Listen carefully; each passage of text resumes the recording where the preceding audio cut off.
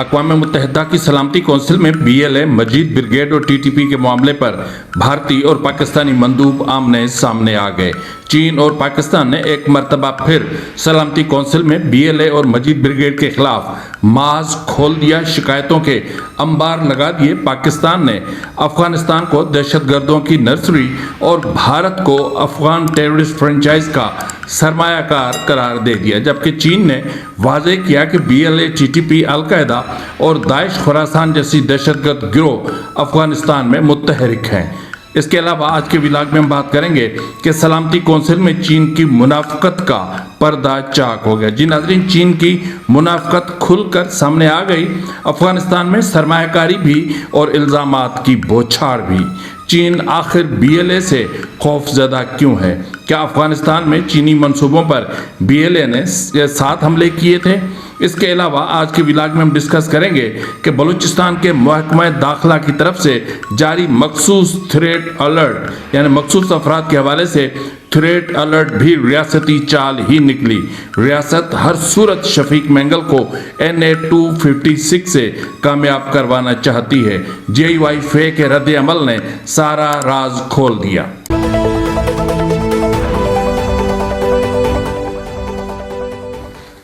بسم اللہ الرحمن الرحیم۔ السلام علیکم ناظرین، یہ فروز NB نیوز، میں ہوں آپ کا میزبان نواز بھٹو ایک نئے ولاگ کے ساتھ۔ آپ سے وہی گزارش ہے کہ ابھی تک اگر آپ نے میرے چینل کو سبسکرائب نہیں کیا تو کر لیں، بیل آئکن پریس کریں، لائک کریں، شیئر کریں، خود بھی اور اپنے دوستوں اور رشتہ داروں سے کہیں کہ وہ بھی چینل کو سبسکرائب کریں تاکہ میری ریچ میں اضافہ ہو سکے۔ ناظرین، اکثر پچھلے کئی دہائیوں سے یہ الفاظ میں سنتا ہوں ان جگہوں پر جہاں پر ریٹائرڈ یا پھر کوئی حاضر سروس فوجی کسی محکمے میں تعینات ہوتا ہے تو وہ جو سویلینز ہوتے ہیں ان کے حوالے سے ایک لفظ استعمال کرتے ہیں، بلڈی سویلینز۔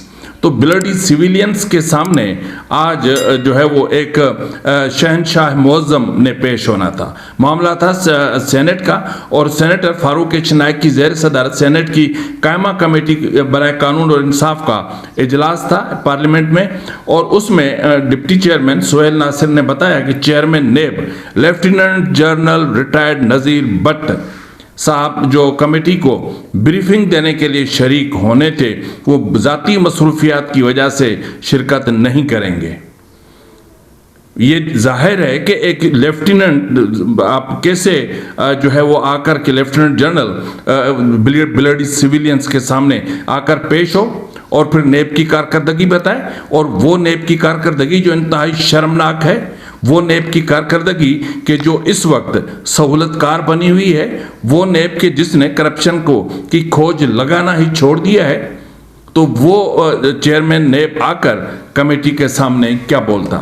ناظرین، گزشتہ روز آپ کو یاد ہوگا کہ ایک تھریٹ الرٹ جاری کیا تھا، حکومت کی طرف سے جاری کیا گیا تھا، محکمہ داخلہ بلوچستان نے جاری کیا تھا۔ تو اس تھریٹ الرٹ میں ایک مخصوص قسم کے نام بھی تھے، لیکن البتہ اس میں جو چیز کہی گئی تھی وہ یہ تھی کہ مجموعی طور پر جو بھی بلوچستان سے تعلق رکھنے والے اراکین پارلیمنٹ، یعنی صوبائی اسمبلی کے اراکین، قومی اسمبلی کے اراکین اور سینیٹرز جو بھی ہیں، ان سب کے حوالے سے کہا گیا تھا کہ سابق فتنہ الخوارج کی طرف سے جو ہے وہ بہت بڑے حملوں کا خطرہ ہے، اور اس حوالے سے اسپیسیفکلی 5 نام دیے گئے تھے۔ تو ان 5 ناموں میں مسٹر اصغر خان ترین تھا، اور مسٹر یونس زہری تھا، اور مسٹر زید ریکی تھا، اور مولانا عبد الواسع تھا، اور پھر مولانا عبد الغفور حیدری تھا۔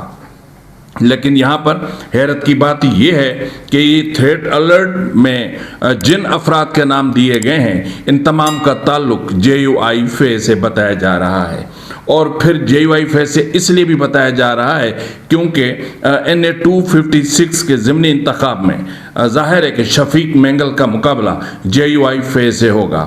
NA 256 کی جو نشست ہے بلوچستان کی، وہ اختر جان مینگل کی استعفیٰ کے بعد خالی ہوئی تھی، اور وہاں سے ملٹری اسٹیبلشمنٹ ہر قیمت میں اپنے اثاثے اور ڈیتھ اسکواڈ کے کارندے بلوچوں اور سندھیوں کے قاتل درگاہوں اور امام بارگاہوں پر خودکش حملے کروانے والے शफीक मेंगल की हर सूरत में कामयाबी चाहती है। वो शफीक मेंगल जो इस वक्त पाकिस्तान पीपल्स पार्टी का असासा है, और वो पाकिस्तान पीपल्स पार्टी, मुझे याद है 88 से पहले का दौर कि जब कराची में सिंधियों को MQM के टेररिस्ट जो दहशतगर्द थे वो चुन चुन कर मारा करते थे। सिंधी बेटियों की आबरू रेजी होती थी, उनकी छातियां काट दी जाती थी, उनकी रानों पर MQM की मोहरें लगा दी जाती थीं। और फिर जब इक़्तिदार का मामला आया तो मोहतरमा बेनज़ीर भुट्टो साहिबा 9-0 अल्ताफ़ हुसैन के सामने जाकर बैठ गई थी। तो वही पीपल्स पार्टी जिसका इस किस्म के जराइम पेशा दहशतगर्दों से पुराना ताल्लुक है, तो उस ताल्लुक की बुनियाद पर यह सब कुछ है। तो जो आया है, अपना जो स्टेटमेंट जारी हुआ है JUIF की तरफ से, एक ट्वीट जारी हुआ है, उसमें कहा गया है कि चीफ सेक्रेटरी बलूचिस्तान साहब, सेक्रेटरी दाखिला बलूचिस्तान साहब, जमीयत उलमा इस्लाम के मरकजी सेक्रेटरी जनरल, सूबाई अमीर बलूचिस्तान और 3 MPAs को कल्लात और बाद में खुजदार में ज़िमनी इलेक्शन कैंपेन से रोकने के लिए थ्रेट अलर्ट जारी करने की तकलीफ करने की बजाय सिर्फ इस्टेब्लिशमेंट कह देती कि इस्लामाबाद से डायरेक्ट अपने बंदों की जीत का नोटिफिकेशन जारी कर दें तो मसला ही ख़त्म हो जाता। सही तो कह रहे हैं। क्यों? अगर इस तरह ही इलेक्शन जितवाने हैं, अगर गन पॉइंट पर इलेक्शन जितवाने हैं, तो फिर जो इतना सारा पंगा खड़ा करने की ज़रूरत क्या है? लोगों का लहू बहाने की ज़रूरत क्या है? आप क्या समझते हैं कि इन्हें 256 के इंतखाबात कोई हलवा है जो रियासत उठा कर ले जाएगी? इस तरह उठा कर ले जाएगी। ये अब थ्रेट अलर्ट आ गया। अब अगर ज़्यादा ज़रूरत पड़ी तो JUIF के किसी भी अहम रहनुमा को वहाँ पर शूट करवा दिया जाएगा, ख़त्म करवा दिया जाएगा, और उसके बाद फिर आएगा कि हमने तो कहा था, हमने तो ये कहा था कि थ्रेट अलर्ट है, आप थोड़ा सा एहतियात करें, लेकिन इन्होंने एहतियात नहीं किया। लेकिन फैक्ट यही है कि इलेक्शन कमीशन भी इस्टेब्लिशमेंट का है, निशस्त भी इस वक्त इस्टेब्लिशमेंट की है, बंदा भी इस्टेब्लिशमेंट का है। तो फिर रिजल्ट आने में देर क्यों? रिजल्ट के लिए वोटिंग ज़रूरी तो नहीं रही अब, तो फॉर्म 47 वाला इशू करके इसको जितवा दें। इसके अलावा जिस तरह मैंने आपसे बात की थी सलामती कौंसिल के हवाले से, इस वक्त चीन को बड़ी तकलीफ है। चीन बार बार अक़वाम मुत्तहिदा में सलामती कौंसिल में बार बार ये चीज़ें उठा रहा है, BLA के हवाले से, मजीद ब्रिगेड के हवाले से, TTP के हवाले से। आज भी कुछ चीज़ें सामने आई हैं, लेकिन इससे पहले कि जो हक़ाइक़ है वो मैं आपके सामने रखूं, उससे पहले मैं आपको बता दूं कि इस वक्त बलूचिस्तान की सूरत हाल है क्या। इस वक्त की अगर हम बात करें बलूचिस्तान की, तो पंजगूर के इलाके बाईपास से एक शख्स की लाश बरामद हुई है, और उसके हवाले से मस्कशुदा लाश है। फिर पंजगूर के इलाके रक्षा नदी में से भी एक नामालूम शख्स की मस्कशुदा लाश मिली है। तुर्बत तजाबान में सिक्योरिटी फोर्सेस की गाड़ी पर हमला हुआ है, 3 एहलकार जख्मी हुए हैं। अच्छा, सिंध का एक रिहायशी है DSP अनवर, जिसको बलूचिस्तान के इलाके करखमोला क्रास से एक रोज़ कबल मुसल्लह अफराद ने अगवा कर लिया, और जिसका ताहाल कोई पता नहीं है।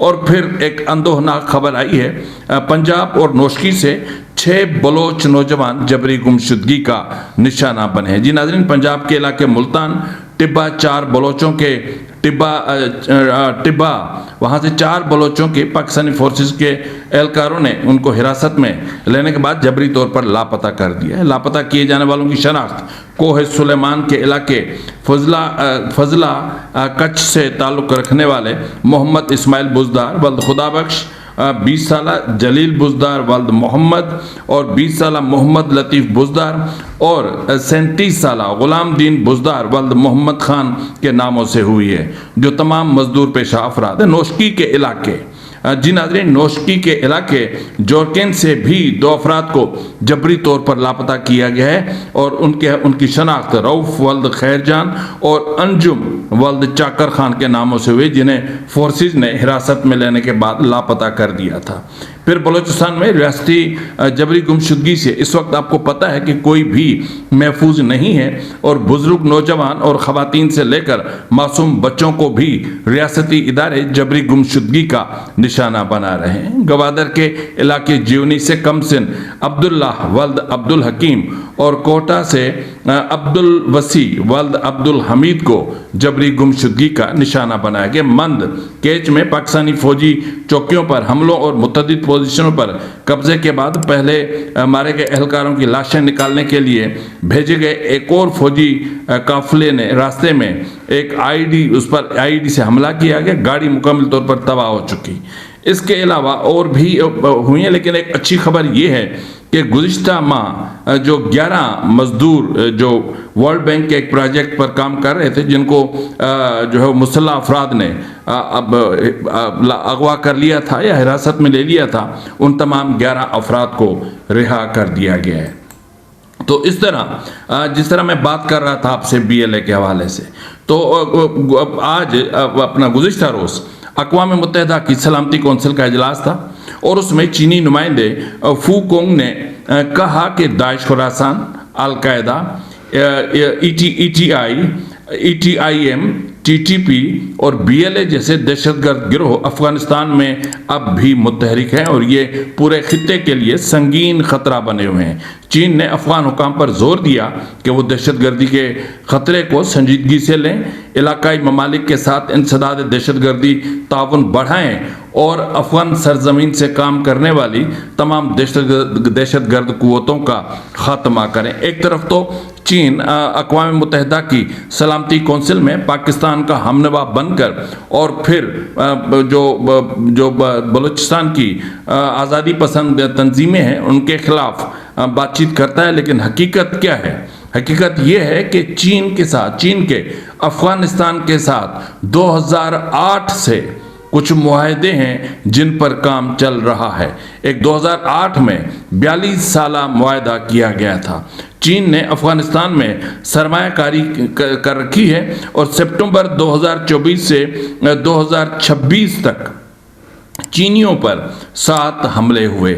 اطلاعات کے مطابق اس میں 9 چینی ہلاک ہوئے تھے۔ اب یہ جو حملے ہوئے تھے اس کے حوالے سے ایک چیز سامنے آتی ہے، کبھی کہا جاتا ہے کہ یہ حملے BLA نے کیے تھے، کبھی کہا جاتا ہے کہ یہ حملے تحریک طالبان پاکستان نے کیے تھے۔ بنیادی طور پر یہ جو سارا جھگڑا ہے یہ سارا منرلز کا ہے، یہ سارا جھگڑا ہی معدنیات کا ہے۔ افغان صوبے لوگر میں تانبے کی سب سے بڑی کان میں امریکہ نے $5 ارب کی سرمایہ کاری کر رکھی ہے۔ افغانستان میں چین کی توجہ سونے اور تانبے سمیت نایاب معدنیات پر مرکوز ہے۔ صوبہ لوگر کے ضلع محمد آغا میں ذخائر کا تخمینہ 5.11 ملین ٹن یعنی $50 ارب لگایا گیا ہے، جبکہ 2010 میں جب ایک امریکی کمپنی نے جیولوجیکل سروے کروایا تھا تو اس میں انکشاف ہوا تھا کہ وہاں موجود معدنیات کے ذخائر کی مالیت کا تخمینہ $1 کھرب ہے۔ جی ناظرین، $1 کھرب۔ تو آپ مجھے بتائیں کہ اس وقت ایک تو بلوچستان میں سرمایہ کاری کر رکھی ہے اس نے چائنا نے، اور پھر بلوچستان میں سرمایہ کاری کر رکھی ہے، اور پھر یہ جو سارے معاملات آتے ہیں تو میں سمجھتا ہوں کہ اب چائنا کو اپنے موقف پر نظر ثانی کرنی چاہیے اور ایسے تنازعات جس کے کئی پہلو نکلتے ہوں ان پر بات نہیں کرنی چاہیے۔ اسی طرح جس طرح میں نے آپ سے بات کی کہ اقوام متحدہ کی سلامتی کونسل میں بھارتی مندوب اور پاکستانی مندوب سلامتی کونسل کے اجلاس میں آمنے سامنے آ گئے۔ سب سے پہلے پاکستانی مندوب نے جو خطاب کیا اس میں کہا، عاصم افتخار نے کہا کہ افغانستان دوبارہ دہشت گرد تنظیموں کے لیے محفوظ ٹھکانہ یعنی سیف ہیون بنتا جا رہا ہے۔ ان کے مطابق بھارت کی مالی معاونت سے TTP، BLA، مجید بریگیڈ اور داعش، القاعدہ اور دیگر کے لیے یہ محفوظ جنت بنی ہوئی ہے۔ دہشت گردوں اور خودکش بمبار سرحد عبور کر کے دہشت گردی پھیلا رہے ہیں اور یہ گروہ پاکستان میں پرتشدد کاروائیاں بھی کر رہا ہے۔ انہوں نے کہا کہ اس وقت افغانستان دہشت گرد گروپس اور پراکسیز کی نرسری بنا ہوا ہے اور صورتحال عالمی تناظر میں اس کو دیکھا جانا چاہیے، اور پھر اس حوالے سے جو اسیسمنٹس رپورٹس اور پھر اقوام متحدہ کے جو UN رپورٹس ہیں مانیٹرنگ ٹیم کی، اس تناظر میں دیکھا جائے تو پھر اس وقت افغانستان پورے ریجن کے امن، استحکام اور سلامتی کے لیے خطرہ بنا ہوا ہے۔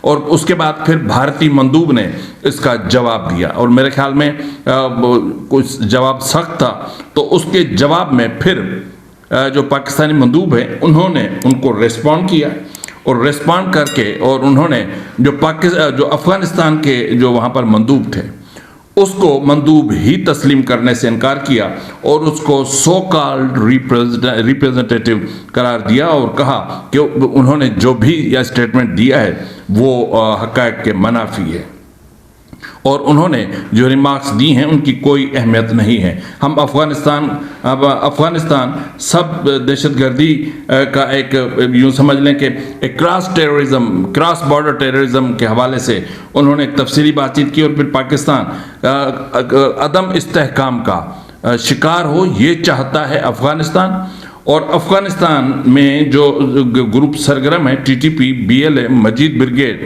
اور القاعدہ، اور یہ ان سب کے پیچھے انڈیا نے بہت بڑی انویسٹمنٹ کر رکھی ہے۔ یعنی جو افغان ٹیررسٹ فرنچائز، اس نے لفظ استعمال کیا، افغان ٹیررسٹ فرنچائز میں جو سب سے زیادہ انویسٹمنٹ ہے وہ بھارت کی ہے، اور پاکستان نے جو حالیہ اقدامات کیے ہیں افغانستان میں جنگ کے حوالے سے، اس کے بعد انڈیا کی جو وہاں پر سرمایہ کاری تھی یا جو انویسٹمنٹ کر رکھی تھی وہ تقریباً ضائع ہو چکی ہے۔ تو اس حوالے سے بات صرف اتنی سی ہے کہ اس وقت تک جتنی بھی کاروائیاں ہوئی ہیں اس میں یہ کہا تو جاتا ہے کہ بی ایل اے کے ٹھکانے تباہ ہوئے، ٹی ٹی پی کے ٹھکانے تباہ ہوئے۔ میں کل بھی کہہ چکا ہوں کہ ٹی ٹی پی اور ٹی ٹی اے کا تعلق تو مذہبی لحاظ سے بنتا ہے، لیکن B L F Majeed brigade کا ایک ایسی اسلامی تنظیم سے یا حکومت سے اس طرح کے تعلقات کیسے ہو سکتے ہیں؟